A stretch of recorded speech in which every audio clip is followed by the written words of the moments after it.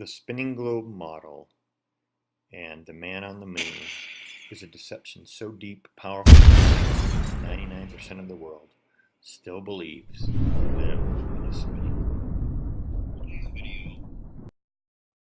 Today's video will be on looking at the fictional spinning globe model as compared to the flat earth stationary model, which is accurate to reality.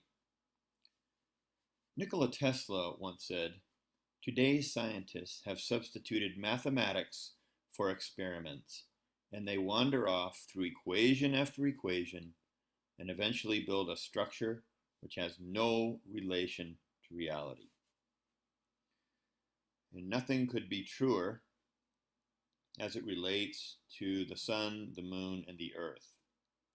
Their sizes, the distances from each other. We're going to learn that calculations, phantoms, erroneous methods, theoretical science are used to prove a set of assumptions based on fabrication or preconceived notions, but not reality.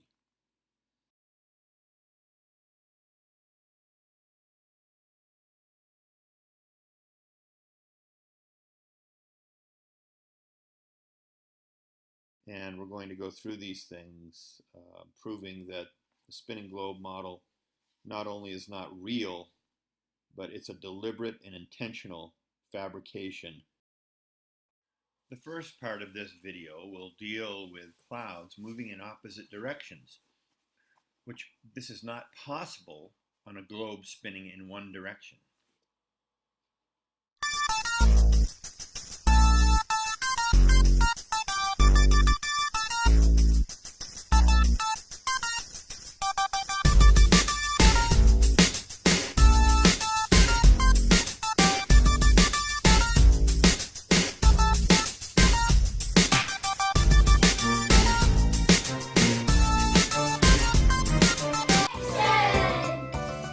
Convection occurs in liquids and gases. Let's see it in action. We took a beaker of water, some potassium permanganate to dye the liquid, and guided it to the bottom of the beaker. Well, eventually. It's going down, it's going down, it's going down, it's going down. We then started to heat the liquid, but just at one corner of the beaker. The hot liquid began to rise towards the surface. Cold liquid was drawn in to replace it. On reaching the surface, the hot liquid began to cool. This caused it to sink before it was drawn in to be heated again. As the liquid is heated, the particles in the liquid gain energy and move further apart. The liquid expands, it becomes less dense and starts to rise to the surface. New liquid is drawn in to take its place. Meanwhile, the hot liquid at the surface begins to cool. The particles get closer together. In other words, the liquid contracts, becomes more dense and sinks towards the bottom. A convection current is formed and the liquid is drawn towards the flame where the whole process begins again. There it goes, becomes less dense and rises. Convection is responsible for the powerful currents in our oceans. These are dangerous for swimmers and drive the Earth's climate. There are also huge convection currents in the magma underneath the Earth's crust. These are responsible for the movement of the Earth's tectonic plates, which lead to earthquakes and volcanoes. Which reminds me, lava lamps work using convection too. Look at the hot wax blobs rising as they become less dense. Wildlife makes use of convection too. Birds of prey use thermal updrafts of hot, less dense air that allow them to glide effortlessly as they search for food. I'm here today on the Red Sea coast in Egypt to explain to you how sea breezes work. It's daytime in Egypt, and what a lovely sea breeze it is. I can feel it gently blowing on my face as it comes from the sea to the land. But why? Well, it's all down to convection. During the day, the land heats up much quicker than the water. Therefore the land's hot and the water's cold. The hot air above the land becomes less dense and rises. This means that cold, more dense air from over the chilly sea is drawn in to take its place. It's this moving cold air that we feel as a sea breeze, as it moves from the sea onto the land. And what a strong breeze it is too. But as day turns to night, something strange happens. It's now night time. I can tell that sort of thing. The situation's changed. The land now is cooling down much, much faster than the sea. Okay, so the sea is actually hotter than the land. Therefore, the hot air is rising above the sea and the cold air is being drawn in from the land towards the sea. The wind direction has been reversed.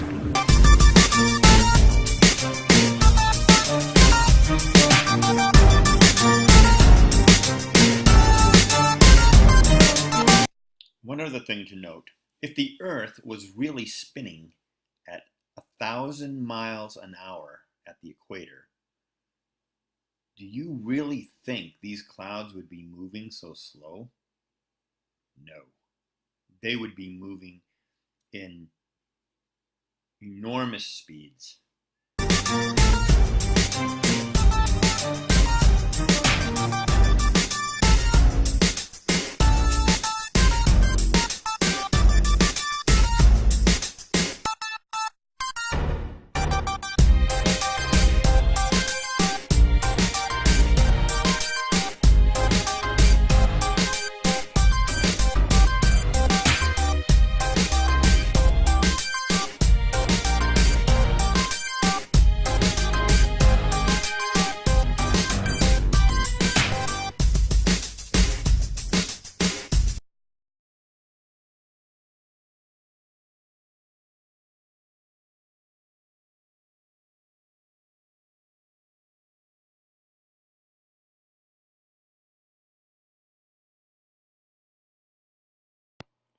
We have been falsely told that the Earth spins at 1,000 miles an hour at the equator.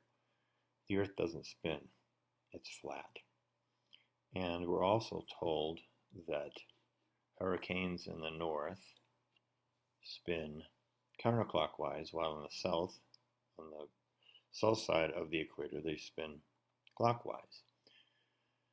Here's one of their diagrams showing at what place on the spinning globe, how fast it spins in certain places. The point here being that the Earth being flat, and the way these hurricanes spin has to do with convection and the heat and the cool from the North Pole to the equator and from the equator to the outside or outer edge of the ice shelf. Now the hurricane speeds are from 80 to 250 miles an hour with a diameter of 200 to 1,000 miles. And the Earth's rotational speed, they claim, is 1,000 miles an hour. So the Earth's diameter, they claim, is 7,901 miles. Now, this is completely false. If the Earth is going at 1,000 miles an hour at 7,901 miles in diameter, a hurricane would have to have a speed of about 8,000 miles an hour.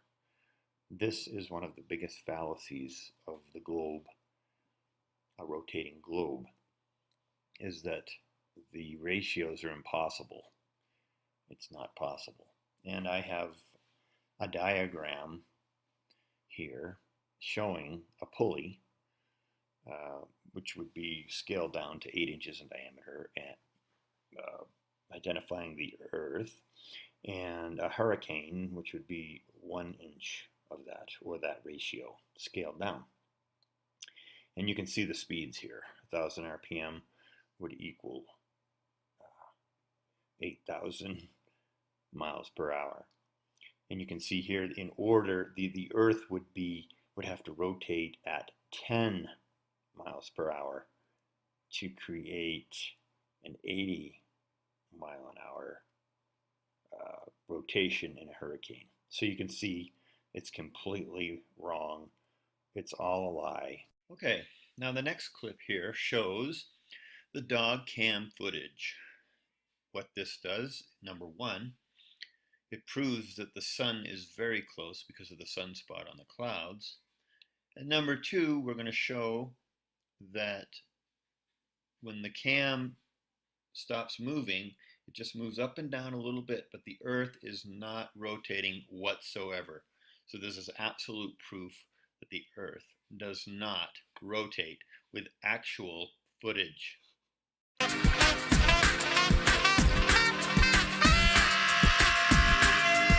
They say a picture is worth 1,000 words, well, a video is worth 1,000,000.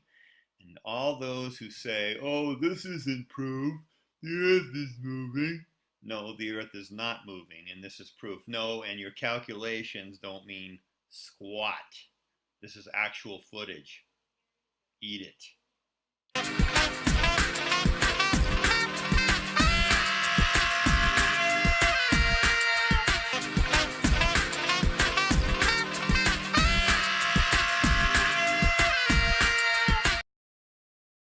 Here are a couple of clips that prove that NASA doesn't know how to get their facts straight or their footage. This next clip here shows the lunar lander taking off horizontally. And then the next clip shows how Apollo 17 took off. What a crock of crap. Strange phenomena in this takeoff. The foreground at the lower left-hand side never seems to move, although they're taking off straight up. They shouldn't be taking off on a horizontal line. Now watch that crater, and down at the lower left-hand corner in the light, it doesn't move. It doesn't change in size. Just the top seems to be moving.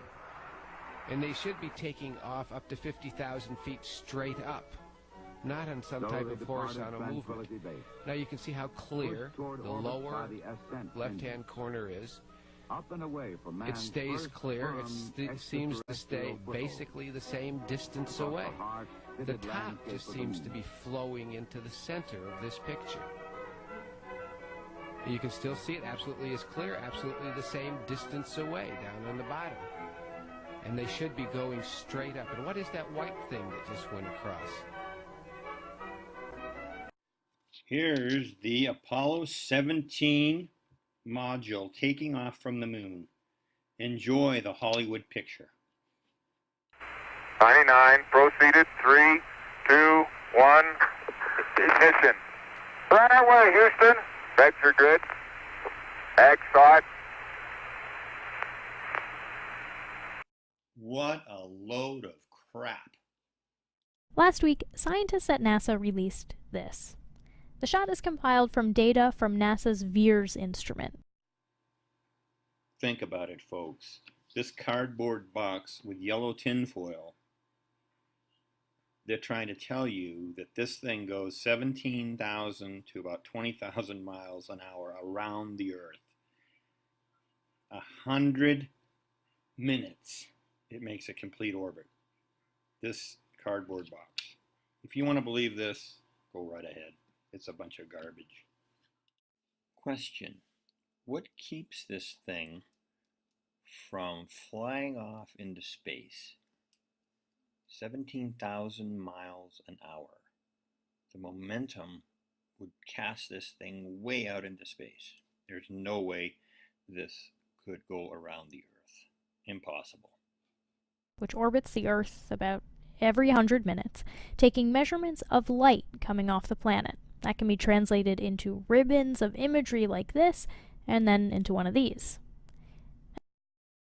Okay, we live in the age of movie cameras, and we have for about 100 years. But they're still giving us composites of the Earth. Now, if you look to the right here, this is a composite picture from NASA in 2002. The one to the left is a composite picture. Yeah, a composite from NASA in 2012.